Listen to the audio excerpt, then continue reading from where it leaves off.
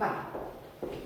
Hemos hecho primera mitad del siglo XIX romanticismo, segunda mitad del siglo XIX os he dicho que hay un rebrote del romanticismo en forma del post-romanticismo de Gustavo Adolfo Bécquer y otros, pero yo solamente os he hablado de Bécquer, que es el único que quiero que recordéis, y en la segunda mitad del siglo XIX, cuando Bécquer escribe, ya os he dicho que Bécquer no triunfa, porque en realidad lo que se lleva es otro tipo de literatura. Lo que se lleva es la literatura del realismo, con mayúsculas.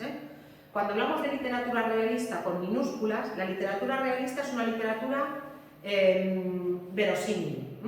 Por ejemplo, sería lo contrario de la literatura fantástica. Harry Potter, por hablaros de algo que conozcáis hoy en día, sería literatura fantástica, no sería literatura realista.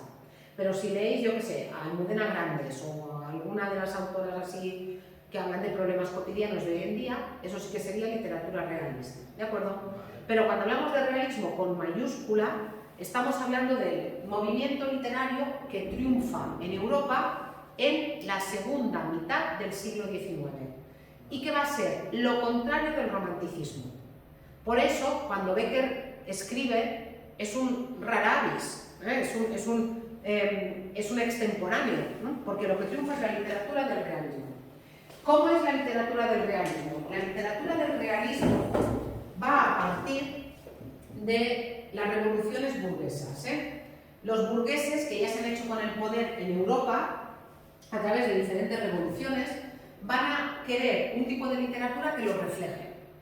Van a querer leer una novela y encontrarse con personajes como ellos, que viven los problemas que tienen ellos y las situaciones que tienen ellos. No quieren encontrarse a piratas, no quieren encontrarse a don Álvaros, ¿no? Quieren encontrarse, pues eso, los problemas que tienen ellos con el dinero, con el trabajo, con los hijos, con la mujer o con el marido. Eso es lo que quieren encontrarse en esa época. Y se va a concebir la novela, porque básicamente van a escribir narrativa, novela y cuentos, pero no cuentos fantásticos, sino cuentos realistas, y van a concebir la novela de esta manera que tenéis aquí. Esta es una cita de una novela realista francesa. La novela se llama Rojo y Negro. El autor fue muy famoso, es muy famoso, de hecho todavía no, fue muy famoso, es muy famosa su obra, fue muy famoso cuando vivía. Se llamaba Henry Day, pero firmaba con el seudónimo de Stendhal. Y en una novela, fijaos lo que dice él, la novela es un espejo que se pasea a lo largo de un camino. Unas veces refleja a vuestros ojos el azul del cielo, otras el fango de los lodazales. ¿Qué dice él? La novela lo que tiene que reflejar es la realidad. Entonces, yo voy a ir por el mundo como si fuera por un espejo. Y mi novela va a ser el resultado de lo que salga en el espejo. Hoy en día no iríamos por un espejo, hoy en día iríamos por un móvil. Sí. Claro, ¿qué dice él? A veces mi novela va a reflejar el cielo, pero a veces mi novela va a reflejar el barro. Sí. ¿Por qué? Imaginaos que yo voy por el mundo hoy en día con un móvil. Si yo paseo mi móvil en Sonvida, ¿sabéis qué es Sonvida, verdad? El barrio más rico de Palma. Mi novela no va a ser igual que si yo paseo mi móvil en Sonbaña. ¿Sabéis qué es Sonbaña, verdad? Sí. Es muy curioso, no todos sabían lo que era Sonvida, pero todo el mundo sabe lo que es Sonbaña. Bueno, yo a Sonbaña no me iría grabando con el móvil, ya os lo digo, ya os lo digo, pero bueno, por si acaso. O a Songolé, o a Songladera. Es que no me va a salir la misma novela. ¿Qué ocurre? Que en Francia, los autores de Francia sí que procuran pasearse en todos los estratos sociales. En España no. En España, los autores del realismo se quedan fundamentalmente en la burguesía, se quedan en la clase media. Clase media alta. En la novela española del siglo XIX no van a aparecer trabajadores de fábricas, no van a aparecer mineros. O sea, que hay realismo, pero dentro del realismo hay un poco... Dentro del realismo va a ser clase media. Es verdad que en algunos autores, por ejemplo Benito Pérez Galdós, sí que va a aparecer la clase baja, pero van a aparecer como subsidiarios, o como criados, o como... van a aparecer en algunas novelas de una forma más clara, pero no hay que olvidar que al final estos escritores también pertenecen a la burguesía. Entonces, al final, no va a ser... En Francia, por ejemplo, Émile Zola, uno de los escritores más importantes de la época, se mete en una mina. Se va a una mina.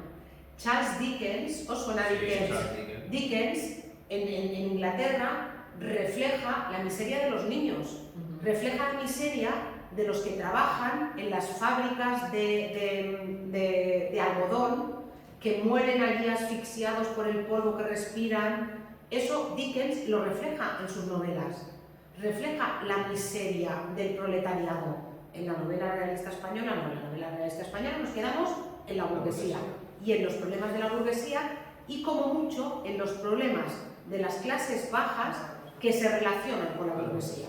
¿Vale? ¿Cuáles son las características entonces del realismo? Bueno, las que tenéis aquí. El realismo se basa en la observación rigurosa de la realidad.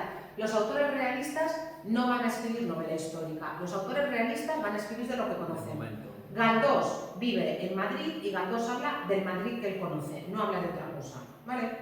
Además de todo eso, la temática va a estar centrada en la vida cotidiana, ni fantasía, ni cementerios, ni piratas y fundamentalmente en la burguesía. Muchas veces va a tener finalidad crítica. La novela realista más interesante es la que retrata a la burguesía, pero desde una visión crítica, que es por ejemplo la visión de Benito Pérez Galdós. ¿Por qué? Porque la burguesía, para hacerse con el poder en las diferentes revoluciones, ha contado con el pueblo. Pero cuando se ha hecho con el poder, ¿qué ha hecho con el pueblo? Le ha dado la patada, porque ahora que yo tengo el poder, no me va a toser nadie.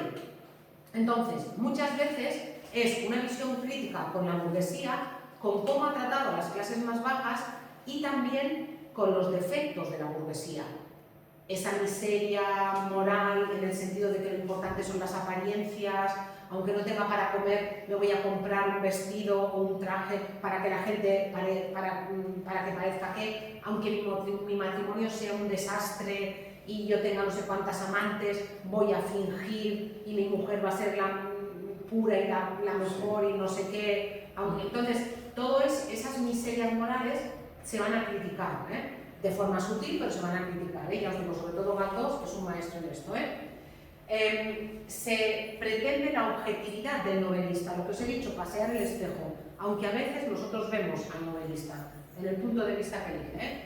Se describen minuciosa y detalladamente costumbres, caracteres y ambientes.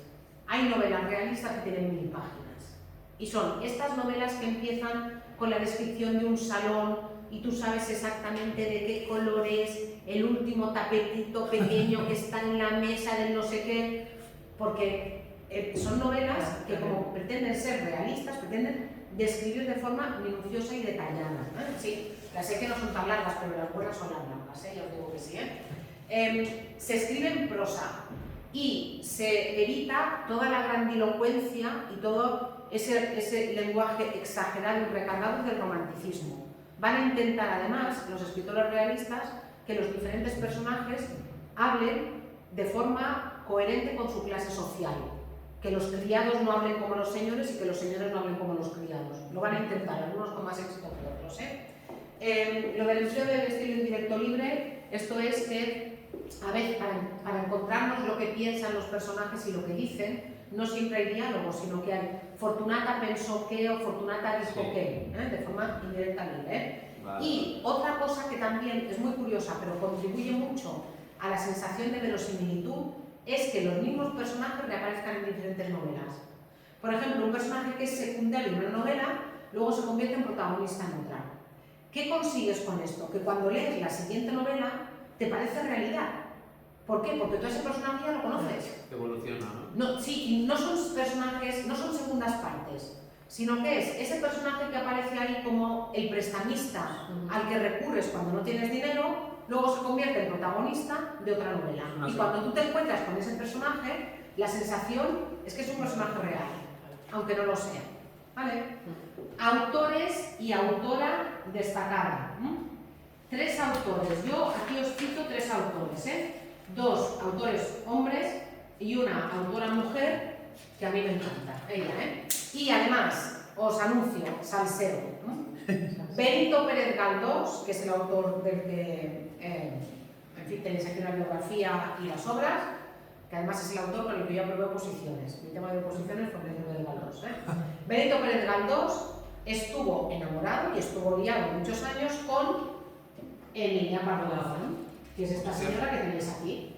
¿Sí? Y estuvieron, y por cierto, que ella estaba casada, ¿eh? Ella estaba casada, pero pues ella... se murieron un año después ella. Ella dejó al marido en Galicia cuando no se entendían en el matrimonio y decidió irse a Madrid, y en Madrid ella tuvo un lío de décadas con Benito Pérez Galdós. Y no se llegaron a casar nunca, probablemente no se casaron porque ella estaba casada y entonces la gente no se divorciaba, sobre todo la gente bien, no se divorciaba. Yo creo que no sé si había divorcio en España en aquella época. Igual en teoría era posible, pero en la práctica no. Bueno, la cuestión, no se llegaron a casar nunca. En el caso, además, de Emilia Pardo Bazán, era una mujer que ya tuvo la suerte de que venía de una familia de mucho dinero, pero además venía de una familia en la que recibió muy buena educación. Pero, como era mujer, no pudo ir a la universidad, porque entonces a las mujeres no se les permitía. Y intentó 3 veces entrar en la Real Academia Española de la Lengua y se conservan las cartas de rechazo. La rechazaban por ser mujer. O sea, le reconocían los méritos artísticos, pero la rechazaban por ser mujer.